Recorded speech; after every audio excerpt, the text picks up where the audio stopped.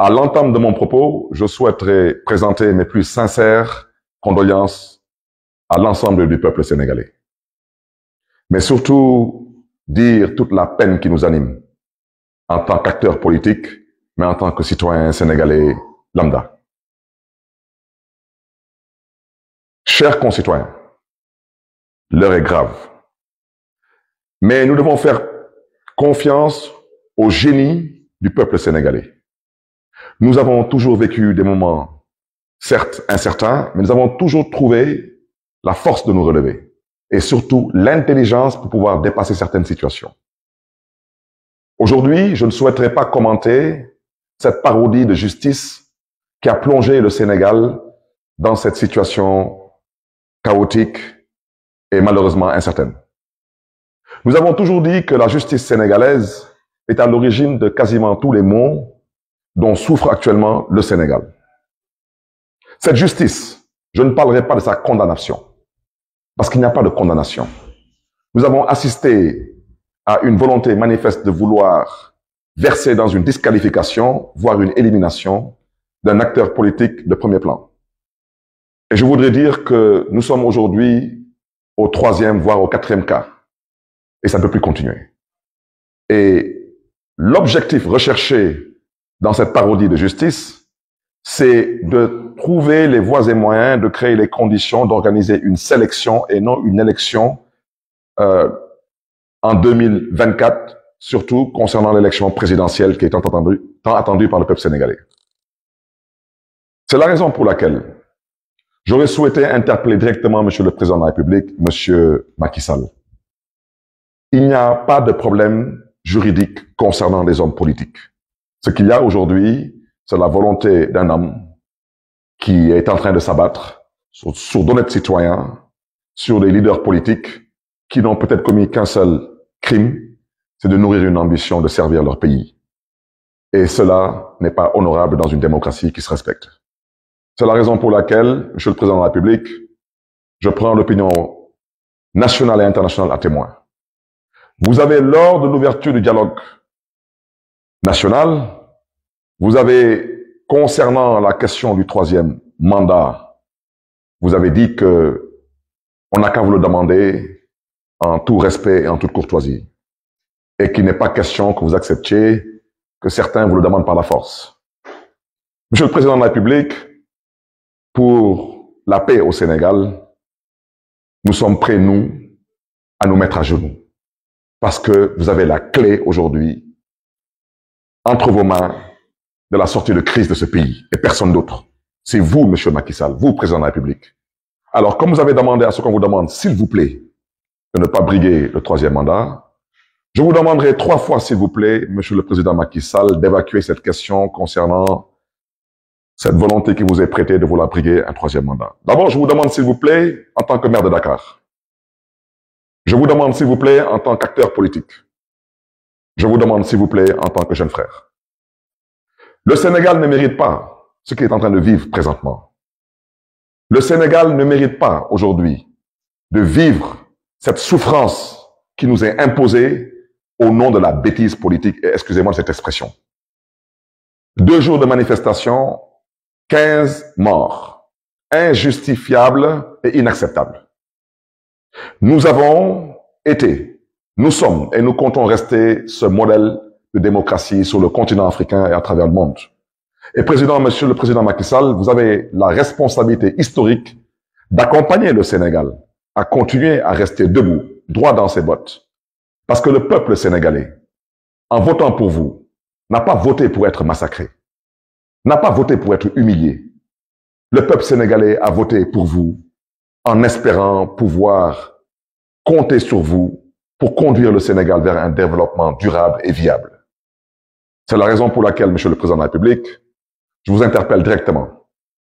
Je vous invite à prendre vos responsabilités et à vous adresser au peuple sénégalais. Rassurez le peuple sénégalais. Prenez l'engagement de respecter vous-même vos propres engagements envers le peuple sénégalais, surtout lors du référendum que vous avez eu à organiser en revisant la Constitution du Sénégal, qui, vous l'avez déjà dit, et vous l'avez répété aussi bien au niveau national qu'à l'international, ne vous permet pas de prétendre briguer un troisième mandat. Parce que cette question, Monsieur le Président de la République, de votre volonté qui vous est prêtée, de vouloir briguer un troisième mandat, est à l'origine de tout ce qui se passe actuellement. Monsieur le Président de la République, vous n'avez pas le droit d'éliminer des adversaires politiques.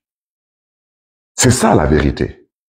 Parce que si le président Abdoulaye Wade, au passage à qui je rends un vibrant hommage, avait décidé d'en faire de même, je ne pense pas qu'aujourd'hui vous serez président de la République du Sénégal. C'est la raison pour laquelle je vous invite respectueusement, je vous invite une fois de plus à revenir à la raison, monsieur le chef de l'État. Regardez ces enfants. Regardez ces pères et ces mères de famille qui souffrent. Regardez ce pays aujourd'hui qui est à genoux. Je vous invite à vous ressaisir. Je vous invite à prendre cette main qu'on vous a tendue. Faites-le pour l'intérêt de ce pays qui vous a vu naître et grandir. Mais faites-le surtout pour l'intérêt de ce pays qui vous a donné tous les honneurs. Vous avez été dans ce pays ministre d'État, président de l'Assemblée nationale du Sénégal, premier ministre et chef de l'État. Ce pays ne vous doit plus rien du tout, monsieur le chef de l'État. À ce peuple sénégalais, ce peuple vaillant, je vous réitère mes condoléances. Nous avons tous mal. Mais sachez une chose, c'est que les épreuves de la vie sont faites pour renforcer les hommes et les peuples. Vous avez rendez-vous avec votre destin. Ne bousillez pas tout.